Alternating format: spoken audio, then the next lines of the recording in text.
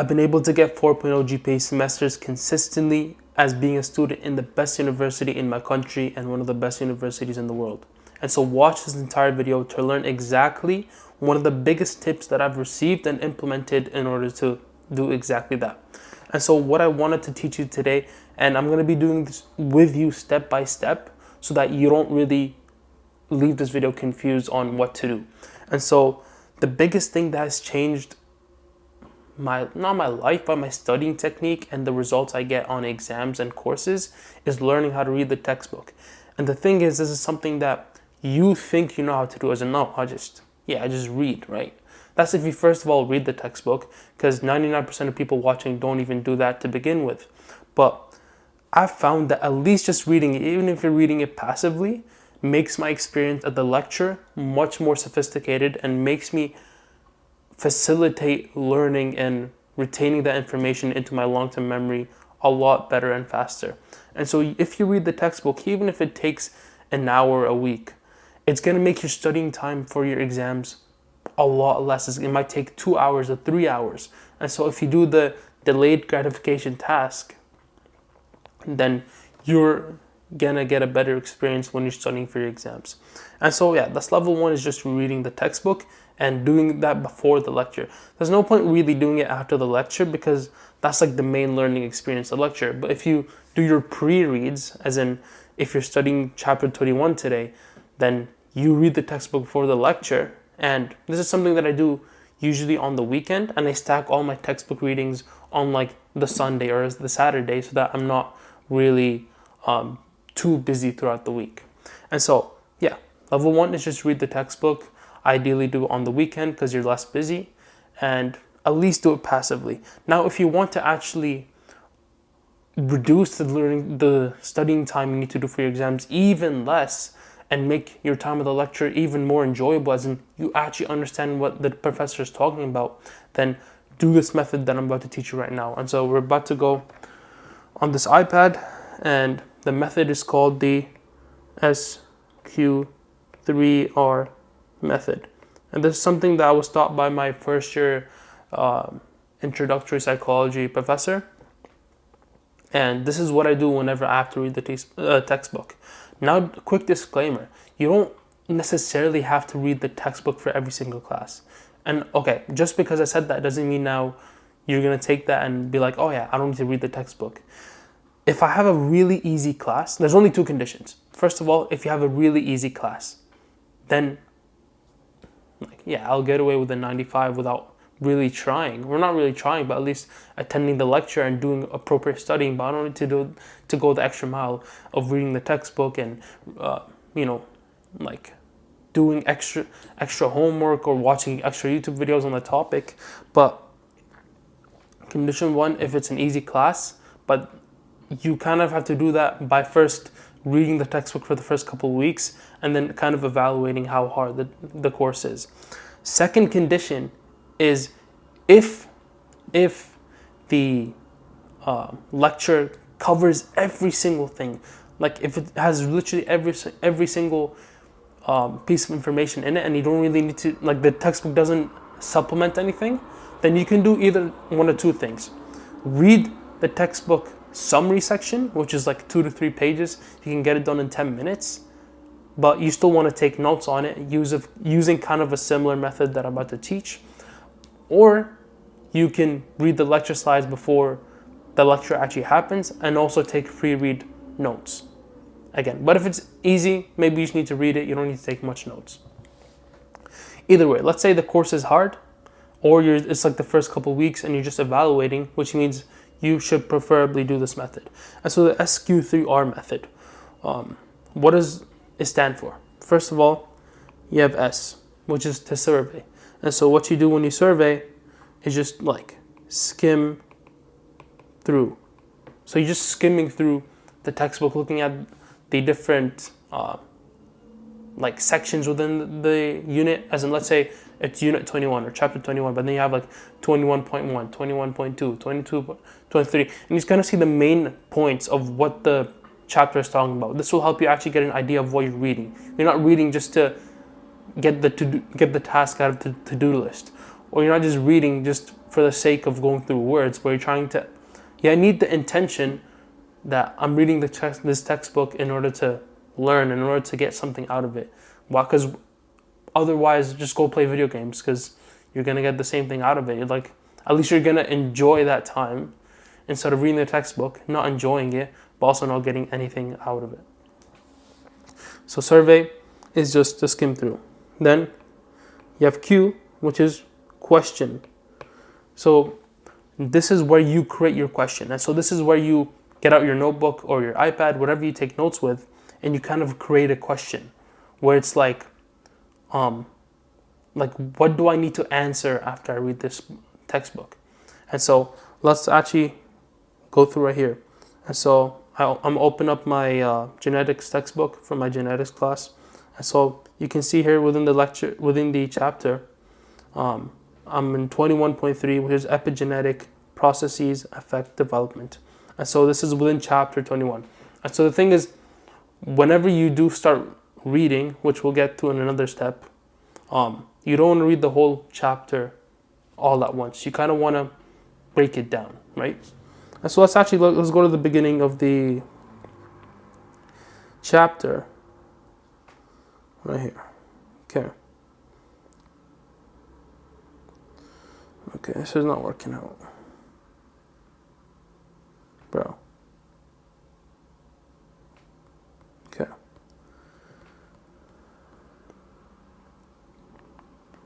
Okay, so chapter 21 is epigenetics. And so this is where you kind of skim through the whole chapter, like go page at a time, just see the main few words. As in, I'll go here, be like, oh, epigenetics and the Dutch hunger winter. That's like, just kind of preview like history, and then you see, 20.1 is what is epigenetics. So explains that. If you see any like bolded words, and maybe do that. The molecular processes that lead to epigenetic changes. See, now you're getting an idea what it's actually talking about. DNA methylation, more DNA methylation. Like, it's just so much. Histone modifications. Like, it's gonna be long, right? But what you want to do is, first of all, survey the whole chapter, and then you make questions based on every single section. So like 21.1, 21.2.2, and so right now we're 21.3, which is talking about epigenetic processes that affect development. And so what would be the question that you would create for this chapter or for this subchapter?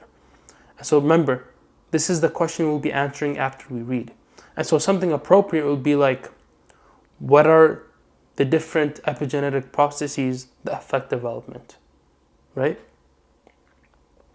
And so like one answer could be here, cell differentiation, right? But you're only going to know that after you read it. But you want to make a general question based on the title of the subchapter, because that already gives you an idea what the subchapter will talk about. And so you basically, after you create a question, then you move on to the next step. And so now you have the 3 R's. So SQ3R, after you survey and you question, then you read. And again, you read, but when you read, like, you need to actually be focused. Like, actually zoom into the textbook. Don't like be distracted. If there's anything near you that's distracting, your phone, you have your laptop, your computer, people around you, noise around you, put on like some headphones. I have like noise canceling headphones that I use to like just play a very calm and low volume podcast. Like, I'll put on some like Modern Wisdom or Andy Huberman, but I'll put it at very low volume so that I'm not really like focused on it. But it's like, you know, when you have like that background noises and background sounds that kind of like calm you down and help you focus. It's kind of like white noise, but it works for me kind of sometimes with podcasts. And so you basically just want to actively read. That's the whole point of this SQ3R method, that you're doing active reading, and you're going to use active recall to actually retain the information. And so after you read, you go to the other R.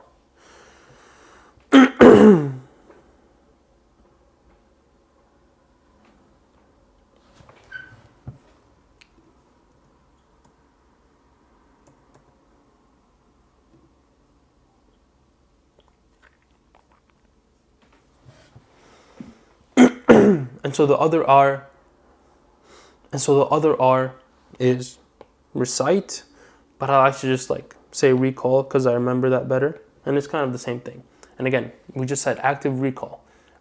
Everyone knows active recall is good for studying, but you need to implement it for every single thing, not just when you're studying for the exam, but every single process, including the lecture and stuff. But right now we're talking about the textbook, and so you want to recall exactly what you just read, and you're going to recall this by linking it again to the question.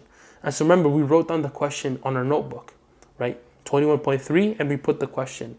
What was the question again? What are the epigenetic processes that affect development, right? So you have that big question as the headline, and now what you want to do is answer that question. And so you might say like DNA methylation or cell differentiation or something. Or like, yeah, you can say like the processes affect cell differentiation. It could be DNA methylation and acetylation. So you don't need to know that. That's what I need to know for my exam. But that's exactly what you need to do. Basically, recall. And when I say recall, don't look at the textbook. Like right now, I open up my note-taking app, and I'm not going to look at the textbook when I'm going to actually answer the question. And so let me actually do this with you. So let's say 21.3, and the question is, I'll put this in like blue. What are the epigenetic processes? I already forgot. The affect development. I'm not going to use proper grammar. Right? And then you go here, and then you kind of list off basically every single piece of information that you know. And so you basically just keep going, even if it takes you 10 minutes, 15 minutes, keep going until you literally, there's no other word that you can write. And so once you write 5 lines, 6 lines of everything in that whole subchapter, right? Then you move into the next step. And so that's the last R, SQ3R. And so this will be to review. And this is where you basically go back to the textbook and see if you've missed anything. You basically go and compare, oh, okay, this is what I wrote, and then this is the chapter, let's say, and then I missed X in activation, right? And so I'll like, oh, I read the X in activation, but for some reason I couldn't remember. That's significant, which means that your brain has not retained that piece of information yet. Whether it's short-term memory or long-term memory, doesn't matter right now. We're trying to get it into the long-term memory. Well, let's say you remembered X in activation, but you kind of forgot how it works. Like you say, you forgot the X in activation center, we can see is bolded right here in blue. Yeah. Or like the 6th gene, or yeah. So if you just forget any of that, basically you want to go back. That's the whole point of the review. And what you want to do is now use a different color. So let's say I forgot X in activation, and then you talk about the 6th gene, and then X in activation center, etc. Right? Then you basically do that over and over for every single subchapter until you're done the chapter. Again, you want to do it in a different color. So you actually want to put in red. I like putting in red because it's like, oh, I got this wrong. You know, we associate like red with wrong because, I don't know. It's just like our teachers would always like mark stuff incorrectly with the red marker. So we just got PTSD from that red marker. Whenever you get your test, it's like, oh, I see a bunch of red, but I'm done, right? But that's basically the SQ3R method, and you're gonna do that a lot of times, but it's gonna save you a lot of time. You're gonna go into the lecture understanding every single thing in the lecture. You understand that, right? Especially if you have a good textbook, which most textbooks are, and they're long as well. But I literally did this for my intro psychology class as my professor instructed me to do, and I raised my term test marks. We had 6 term tests because it was a whole year-long psychology course. One of the hardest psychology courses in the world, according to the professor. Either way, I raised, like if you compare my first few tests to my last 2 tests, I increased like my grades on those tests by like 15%, 20%. And a big part of that was the textbook. Obviously, a big part of it was also learning how to study for exams as a first-year university student, and like, doing practice questions, finding the practice questions, past exams, and then just doing it over and over. But this is a big part of like going into the lecture prepared and knowing what he's going to talk about. Like literally most of us go into the lecture not knowing what the lecture is actually about. That's stupid, because half the time you're going to wonder what she's talking about, and you're not going to actually get a deeper level of understanding, which is necessary to form memories. Your brain won't form memories for stuff that it doesn't understand, or even if it does, they're weak memories. But if you strengthen your understanding of the concepts and you expose yourself to them multiple times, then your level of recall when it comes for exam time is going to skyrocket. And so you just do this over and over for the classes that you need to do, of course. Like if there's like 2 out of the 5 classes that you don't need to do this with, all you need to do is go to the summary section. And so for example, funnily enough, this is one of the courses which I did not need to do the textbook reading, the SQPR method. I'm not trying to brag. One of my tests I got 100%. Again, not trying to brag, but like if you're getting those type of grades, then maybe you don't need to spend that much time. Allocate it to classes that are actually harder so you can get similar grades in those classes. But again, see chapter 1 review. It's going to be what, 1 page, 3 pages, 4 pages summarizes the whole thing. And the reason why I didn't read it is because the lecture slides covered every single thing. Whenever I tried to read the textbook, I'm like, I can just read the lecture slides and understand every single thing. And even during the lecture, the professor would not add anything that was not already mentioned on the slides. So this is where I'm like, oh, I don't need to spend doing repetitive tasks. If I just do it once and get a good level of understanding, that's all I need for the test. And so it's kind of subjective. You're going to have to do this for every single of your classes, kind of evaluate what you need to do. But this is kind of the gist of the method that has helped me to remember pretty much every single thing that I read. Right. And again, you kind of use this active recall method, but also spaced repetition, because you're re-exposing yourself to the material when you read the textbook, then when you read the lecture, then when you do any assignments, and then when you study for the test. So that's like minimum 2 to 4 times you're re-exposing yourself to the material. And when you combine active recall and spaced repetition, your chances of actually storing that information into long-term memory, it's a different level. You're going to change as a student just by implementing this method alone. And so genuinely apply this method. And if you want to learn more on how to actually get good grades and how to become a productive student, then just check out my course. It's the first link in the description, and I'll see you there.